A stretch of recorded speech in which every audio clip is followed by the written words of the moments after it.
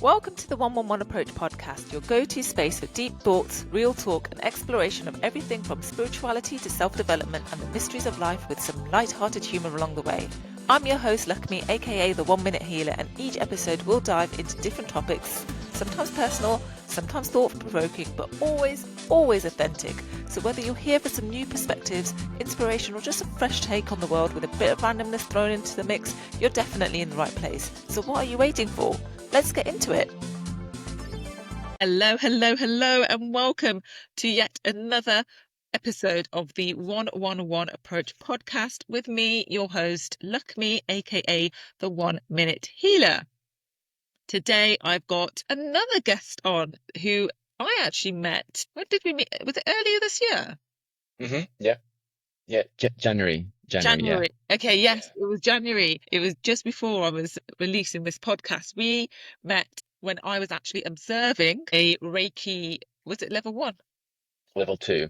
Ooh, my man's level 2 now. He's upgrading. I was observing a class because I'm already a master teacher, but I was observing a class, a level 2 used to be Reiki class, and this is where I met the wonderful, beautiful Ricardo. And Ricardo currently works in the non-profit sector at a high-value fundraising researcher. Before this, and this is what I found really interesting, and I want to talk and dive in a bit, this is that you actually danced professionally, but you retired in 2020. It's true. So actually, tell us a little bit more about that before I go into the rest of the things. But before you do that, I have to backtrack and say I actually just made a massive mistake. But we're not going to edit it out. We're going to just go with it and show people that life's about making mistakes and it's okay. I forgot to start my podcast with gratitude. So apologies, everyone. But thank you so much because I do always start and end with gratitude. But thank you, everyone, for listening and being here. Thank you to Ricardo for being here. So, Ricardo, going back to you. Tell us a little bit about your professional dance career, and am I right in assuming that you retired because of the pandemic, or was it something Um, I mean, also, but not only. else? Okay. And first of all, thank you so much for inviting me. It's great to be here and to actually, talk about this stuff because I think it's so needed at the moment. And I think the topic of the podcast is very topical. So I'm very, very grateful to be here and grateful to you to have this podcast. I think the thing with dance, so I danced since I was 10, 11, I think. I did gymnastics, then I went into dance, then I decided to do it professionally. And so I did that for about 15 years. And so I did what is called the academic dance. So I did from ballet, modern, and contemporary. And I did my BA and my master's. And after my master's, I had a massive like an absolute burnout, which took me to rethink completely my life, what I was doing, because I was so obsessed with dance for those periods of time that I actually exhausted myself. And then when I finished my master's, I actually had 2 contracts. They were lasting for like a year, one in Brussels for 6 months, another one in Porto, where it's my hometown, for 6 months. So I was like, perfect, great stuff. Like I am the first year after you graduate, you have your dreams contract, you're up and running. They both fell off 3 weeks before I went to Brussels. And so I was in Portugal having holidays with nothing. And the only thing I did want to do was not dance. So literally I was having like a repulsive feeling for dance, including friends, my own relationship with my body. So I went through a massive burnout. And at that time I was meeting what is now my husband. And then 2018 and 19 was a big year of like revolution and just like changing completely my life. And then I call now my second life cycle, where I'm still discovering what I'm doing here. And I went into that kind of like grief process, almost of like grieving my past identity and my past things I knew about myself, my friends, family. How do you almost re-identify yourself? And now I'm trying to rebuild a new sense of embodiment. What does it mean to not having a fit, athletic kind of body that can do everything? And that's how yoga came about as well. So that was more or less how, my journey in the dance, sort of like being a professional, fully fledged dancer to in a year's time retiring and saying like I can't even talk to my dance friends, to Wow. now going through that grief process and be like, okay, I can go back to it, I can look at it, I can I went back to the studio 5 years after that without having a panic attack or like reliving stuff that Yeah. you know. So and I'm okay, I guess. So yeah. Wow, that's incredible. Thank you so much for sharing that. And it's just such a common thing, but a lot of people, A, are not aware of it. It's like it's it's a slow burnout. It just creeps up on you and you just think, oh no, I'm just a little bit tired or I'm just a bit stressed out, but it just builds and builds until one day you're just, what is going on? Yeah, because you hit that wall and sometimes you don't see the signs. And especially for me, it was because I was in that bubble. I was so much confined to the bubble of the dance hall with my friends that we were thinking a little bit on the same way that I couldn't see the signs of it. And then I remember when I was finishing my classes, going home, and I just remember like crashing in the bed. Like Yeah, I couldn't do anything else. I didn't have energy to do anything. I didn't want to see anyone. Like, and I just literally, and I think the most important thing for me was like the repulsive feeling towards that area. I really needed the distance, and I need to completely like absorb myself from it, like completely like get the distance. But yeah, but now I'm fine. Now I can talk about it. I can like watch dance videos, go to dance shows, go to a studio if I want to. Like I kind of yeah. got the thing. I'm in a healthy place relating to dance. I'm glad you are because, Um, I mean, for me, I love dance. Like, dance and music is my drug. Like, honestly, and I've done drugs before, but I don't do them anymore. Don't need them. I do Reiki instead. Reiki is like the Yeah. eco-friendly drug, but also dance and music are my drug. Like that, that actually, when you said that, my heart just sank. I was like, oh my God, as beautiful and uplifting as dance. And like when I read that in your little bio that you sent me, I was like, oh my God, you were a professional. Me and my sister wanted to do dance at school. City, our dad said no. He's like, no, so I had to take business studies instead. I was just like, I don't know what my sister took. But yeah, we both we like grew up with dance. Like my mom's a massive Michael Jackson fan. Like we always joke that we were moonwalking out of her womb. But Love that. music has been a massive and dance has been a massive a massive part of our lives growing up. And even my brother is very, very much into music as well. It's funny, I've just noticed sometimes I say dance and sometimes I say dance. It's very strange. I have no idea. English is my second language, so I say however I want, and people just Yeah, accept it, so it's fine. you say whatever you say. How do you say it in Portuguese? uh, Dancer. So dancer. It's the same kind of like etymologically, it's the same word, but you Yeah. say it differently. But dancer, yeah. Dança Kuduro, that song is one of my Oh yeah, is one of my that's a good one. Yeah. all-time favorite songs, and I have no idea what the lyrics are. And this is what I say to You don't people. wanna you don't wanna know. Oh no, is it dirty? Then I definitely want to No, know. it's not dirty, but it's one to shake your bottom up, basically. Okay. I love it Oh, though, I but it's might have to not. Yeah, Google the yeah. lyrics now. I want to know. Listen, Do it. Ricardo, you don't know me very well, but trust me, inappropriateness is middle name. Um, no, that's great. So let me, you know what? Let me finish reading your bio because Yeah. this is so beautiful. Like I said, I just got sidetracked when I heard you were a dancer. But it says here, since he was very young, he had an acute curiosity for all things spiritual and is now focused on psycho-spiritual development and integration. Throughout his life, he has always questioned why and how people come and believe in what they believe in an attempt to differentiate religion, spirituality, and faith. He says he still doesn't know the answer. Now, that was really interesting because Mm. I've always been that type of person. I think this is where we bonded in the breaks between the Reiki workshop.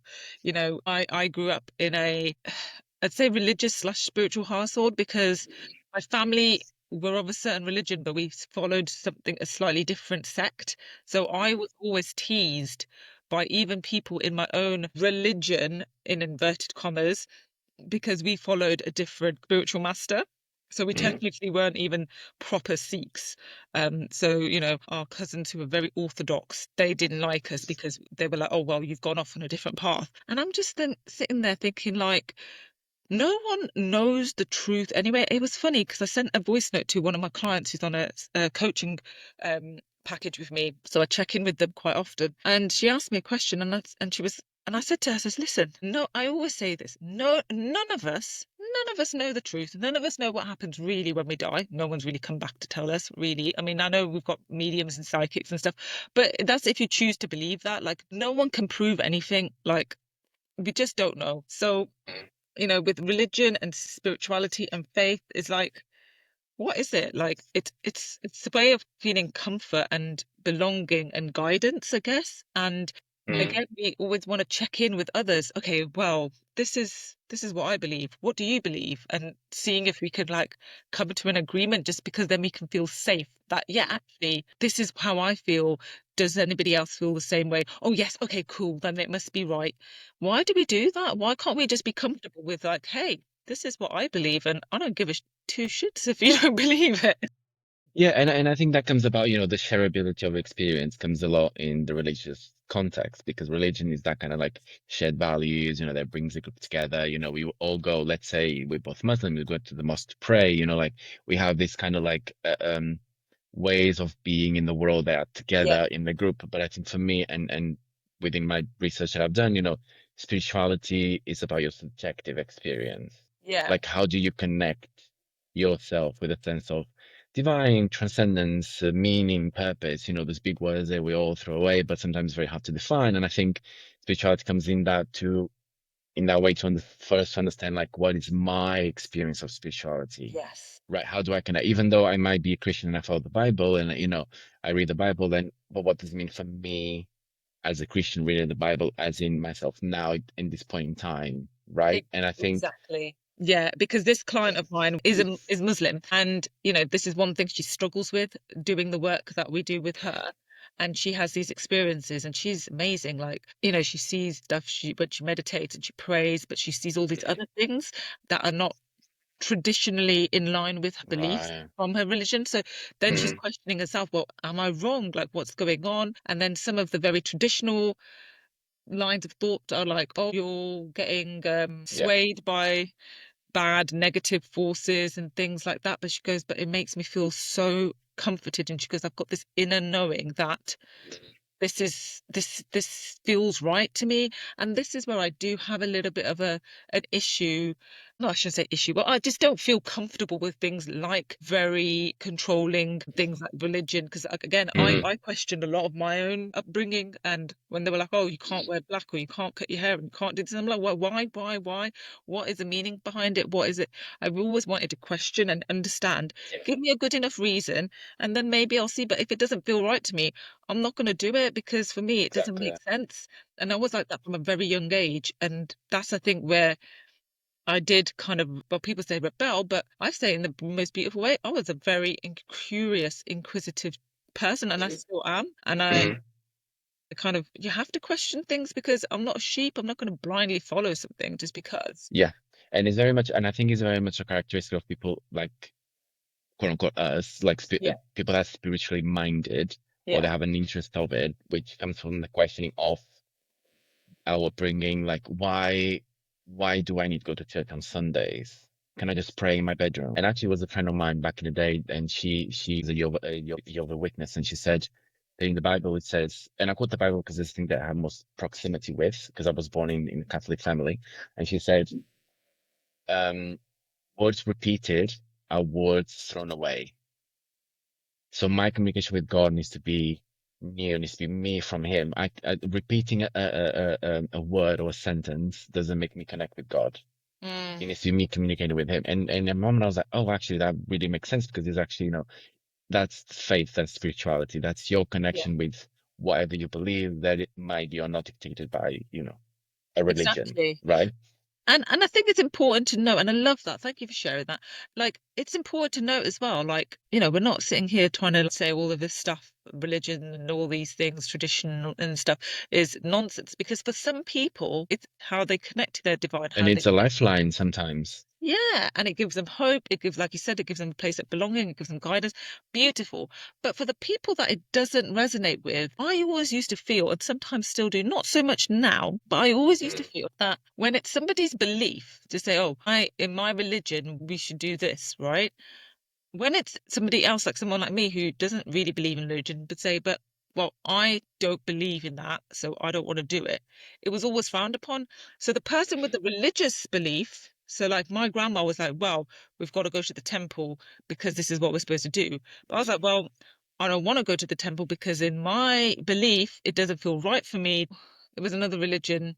And they were like, okay, when you're on your period, you shouldn't go to the temple because you're seen as unclean. I was just like, right, but I fully believe, like that's your religious belief, but my belief is that menstrual cycles aren't dirty. They're a part of nature. They're a part of bringing life into this world. It's part of being a woman. And why is it being cast as a woman as dirty or unclean? It's not. Otherwise, why would God make this happen for a woman? Like, it's just ridiculous. For me, it's ridiculous. I'm sure if people are listening out there, they're probably like screaming at the device. Get in touch because I don't know everything. I don't claim to know anything. So if there isn't another reason behind it or if there's some explanation around it, I'm always wanting to learn and grow and expand more. But this was a conversation we were having. And I remember my sister saying as well, because my sister's married a different religious. He's Indian, he's Gujarati. So his family's have different beliefs and cultures and rituals that they practice. And my sister was like, well, I don't want to do some of those things. And, it was always like, oh, but you should do it. You should do it. Just keep the peace and keep it happy. And she's like, well, why is it that the person who's got religious beliefs trumps the person that is anti the religion beliefs? Because that's still our belief. Just because it's not a religious one, it's still our belief that that shouldn't happen, or I don't feel comfortable with that. So why is the religious one pushed more? And it was Yeah. always a thing, like it's kind of The thing crazy. is but I think, and I think especially within religion and within orthodox perspectives of religion, there's less understanding of other people's beliefs and integration of other people's beliefs into their own. Yeah, And you see, for example, in the Abrahamic religions, Christianity, Judaism, and Islam, the more you go to an orthodox perspective, the less you are flexible towards others. And I even had this discussion with some people for example, within my yoga practice, is like, should a Muslim woman do yoga? mm, Is that frowned upon yeah, within the Islamic faith? Because yoga is a religious practice spiritual practice. Yeah, of Hinduism. So actually, if you're from a certain religion, you practice another religious practice, then where do you stand? Are you going against your religion? Are you not? So I think this question, I think there's no correct answer, but I think if we look at religion and the more orthodox you are, the less flexible you are well, within yeah, other this is people's it. perspective. So And there's two ways of looking at that as well. It's like one way somebody would see it was like, well, I'm very much cemented in my faith and my belief system, which is a beautiful thing, but it can also be a thing that can hinder you from being a bit more open-minded and being more yeah, accepting of others as well. But I think it also depends on what type of person you are. And again, we don't like to paint everyone with the same brush, but it is all on an individual basis, right? Depending on how you are. Because I've met some people who are very much on one end of the spectrum, but others from the same religion and same belief system who are a little bit more kind of open to adapting and moving with how things grow and expand. And this is where it comes down to is like evolution, the world, everything in life has to grow and has to expand, and there's change happens. It's normal, it's natural. If you don't change, if you don't adapt, survival of the fittest, right? You get left behind, you die. But unfortunately there is also that thing of like, well, it's always been done this way and we've got to protect the tradition. the tradition. And so it's that finding that again, it's all about balance, isn't it? Everything's about Yeah. balance, finding that fine balance between the two. I did want to touch on this because I found this quite interesting and I'd love to learn a little bit more about what you've written here. You've said that you practice yoga regularly, it's your main spiritual practice. Now you've done your level 2 Reiki. You've currently, have you finished it yet, or are you finishing your Not psychology? yet. I finish in about a month's time, actually. Ooh. Probably when Yeah. this episode will be airing, so it will be a celebratory for Yeah. your dissertation, which is entitled "The Yoga That You Don't See," and you've said it's an interpretive phenom. You've given me big words to say, Ricardo. Come, Sorry. phenomenological analysis on the experiences of spirituality in male yoga teachers. Yeah. Now that was a mouthful. Um, Yeah. so could you, it sounds really interesting. Could you give us a little bit of a snippet Yeah. of what it's about and why you wrote So that as well? Why? So let me backtrack a little bit. So I started in yoga when I was in my dance training, and we see yoga as in physical activity.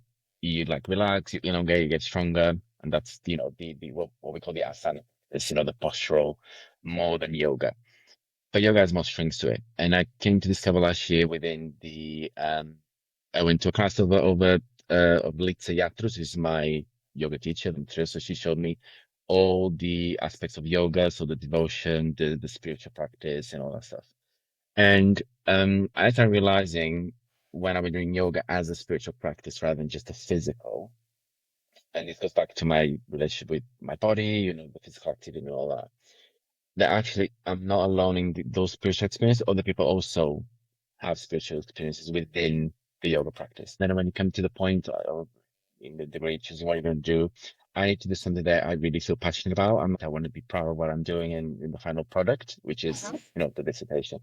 And so an interpretative phenomenological analysis basically is I'm going to interview you.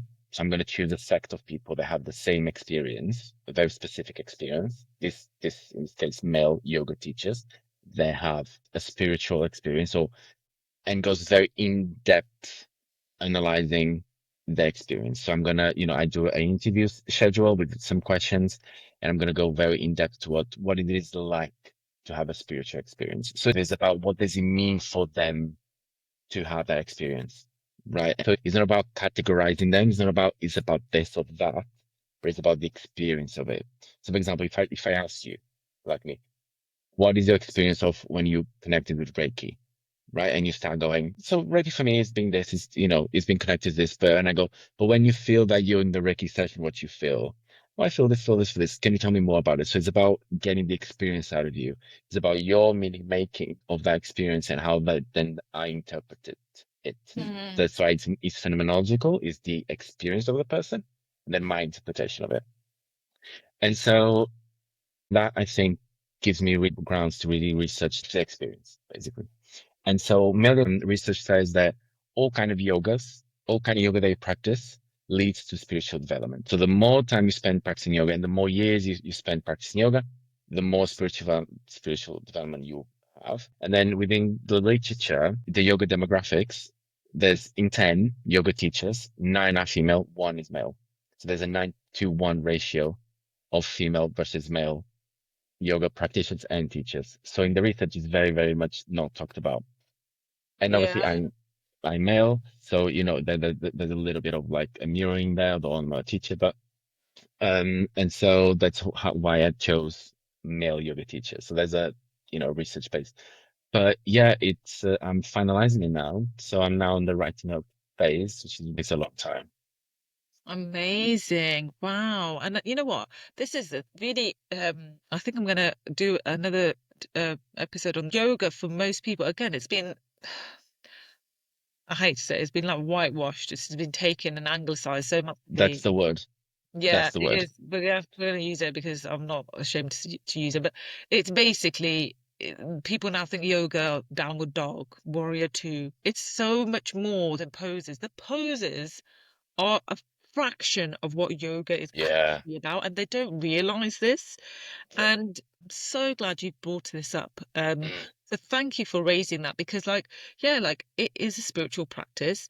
It's more than just going with your yoga mat and your yoga pants to a class. It's a whole way of life, right? And people don't Yeah, yeah, realize this. They've just taken one aspect of yoga and then they've made it into the next new thing. And I think also this is where I fear with things like Reiki and sound healing and plant medicine and all these things, which are amazing, amazing. I yeah, love the fact that it's coming to the forefront and mainstream.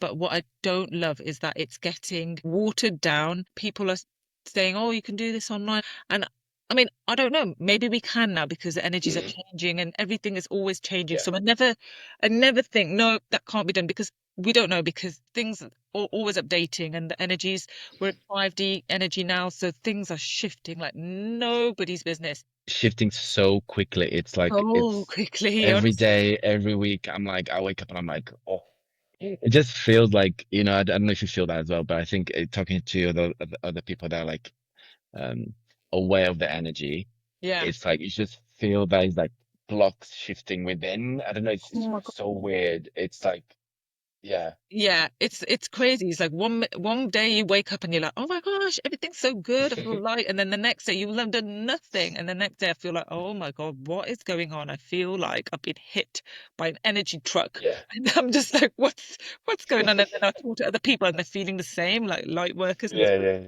I'm like, right, it must be something to do with this the consciousness we're in. But yeah, I mean, like I said, I want to help to raise that awareness of people like, listen, don't meddle with this stuff, right? Like, because especially like when people are saying, oh, I'm doing this course and I'm just like, okay, I love that you're doing this and I love that you're exploring it, but please tread with caution because you not might not be getting the most authentic version of what you think yeah. you're doing because a lot Mm, of it is now, like I said, being whitewashed or watered down and packaged into little convenient things for people. Like, oh, you can do this in an hour, or you can do this online. And I'm like, how are yeah, they doing it? and everything is to for an aim, is to reach another step, is to be Uh, cleaner, quote unquote, is to be cleansed, is to feel better. You know, everything has this capitalistic yeah, umbrella on it, right? yeah. They all package everything into a commodity to sell, right? And, And I love the fact that, you know, everything's accessible now. You can very easily go and research ayahuasca or research mm, medicine or research Reiki, who's my Reiki therapist, you know, in my area, or like my yoga teachers. But equally, it's like we need to be able to critically think and go, is this the real deal? Is this good for me? Is this good for what is happening around it? Right? Like, can I yeah, go to do ayahuasca in London? Right? Like is it gonna be the real thing? yeah. Right? You've got to Like, research where it's come from. So I'm yeah. going to Peru at the end of this year to do a 2 week ayahuasca retreat. Yeah, it's my 40th birthday present to myself. All my Oh, well done. saying, "Oh, I'm going to buy this bag, and this." Nah, not for me, mate. I'm going. I'm going to go by myself with no one, and I'm going to do it. And I think that comes back to Reiki, right? That's why for Reiki, the lineage is important. Yeah. Right? For example, us that we are aligned to Yusui Reiki is like we need to see that from our teacher, Hmm. then there's a lineage towards Usui. And I think it's important to continue that tradition. Well, this is it, yeah. Because the thing is, I have so many clients because I teach both Usui and I teach angelic Reiki as well. And I say to people, listen, firstly, do your research. And if anybody is listening to this and they are not sure, please reach out to me. I'm more than happy to help guide you, even if it's not me, because I fully appreciate that not everyone's going to resonate with me and the way I work. Because people say, it's like, your teacher will add their own flavor to things because that's how things happen, right? So they will add whatever their own experiences are, and it's the core teachings should be kept the same. But I've had so many clients come to me for teaching Reiki, and they're like, "No, I want to get taught by you because this is what my other teacher was doing." And I was thinking, okay, that's a very different way of just even for level one. It was very kind of like you have to do 10 case studies and then the last one has to be on me. You've got to do a case study on me. And then this woman was feeling a bit like, I'm not comfortable doing this. It was a male teacher. And she was like, I don't know why I have to do it on him. But it was, she goes, at that point, it didn't feel right. So that's why she then ended up coming to me and she was like, actually, I'd like to do level one again with you and level two. And I was like, yeah, that's absolutely fine. And then she resonated more with the way I worked. And that's absolutely fine. But I always say to people, just make sure that they've got the right accreditations and you resonate with their Yeah. question. Don't be afraid to question things. Don't take everything, even what we're saying, don't take it for just, oh yeah, they've said it and it's on a podcast and that's it. Yeah, yeah. Research your stuff, right? Because like I Mm, said, no one knows the truth. And this is just our perception of things. Gosh, could talk all day with you, Ricardo. yeah. Honestly. Well, it's been absolutely a pleasure having you. And thank you so much for No, thank you. letting us peek inside your spiritual closet. Definitely. Yeah, yeah, yeah. Um, is there anything else you want to say before we wrap up? I think one of the things that I think people that are listening, I'd like them to take is um finding in yourself what it feels true Yeah. and let that guide you, even if it goes against what other people think of you, right? Like, and I think that's part of the coming out of the spiritual cause. And I'm teaching this to myself, and I say this every day to myself, which is hard again because obviously, you know, finding again your identity within yourself is hard, you know. But let that intuition guide you. and you'll be on the right path. Oh, that's That's it. amazing. And I was going to ask, so one question I always ask my guests is share something, a piece of advice that you live by or has helped you, and you've just done that. So thank you so much. And I love that. Like, yeah, have more belief in yourself. So it's brilliant that you take advice and guidance from others. And I love to do that for people as well. It lights me up. But I always remind people, please also take guidance and trust yourself. We've got to start trusting ourselves. We've got to start taking responsibility for our stuff. We've got Yeah. to start taking responsibility for our health, our bodies, our mental health, our energy. Like, let's get to know ourselves because Yeah.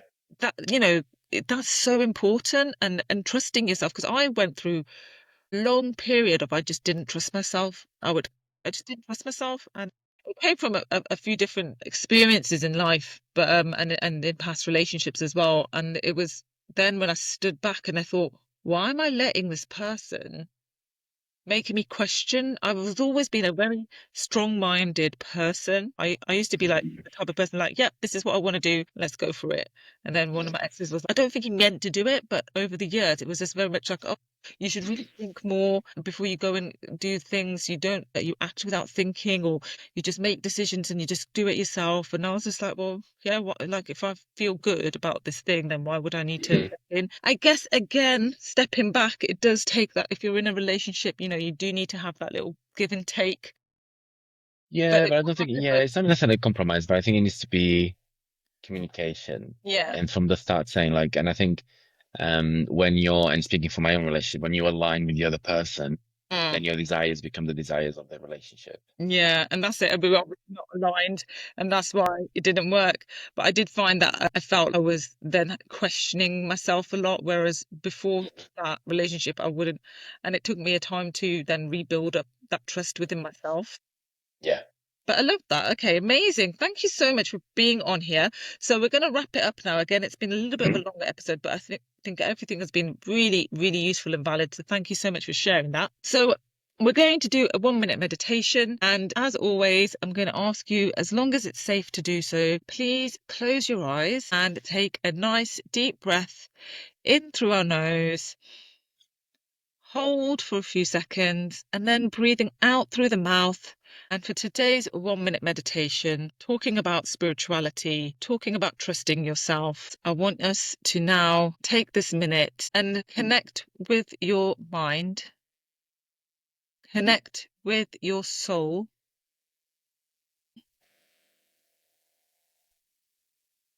and just ask yourself, what can I do for myself today that is going to lead me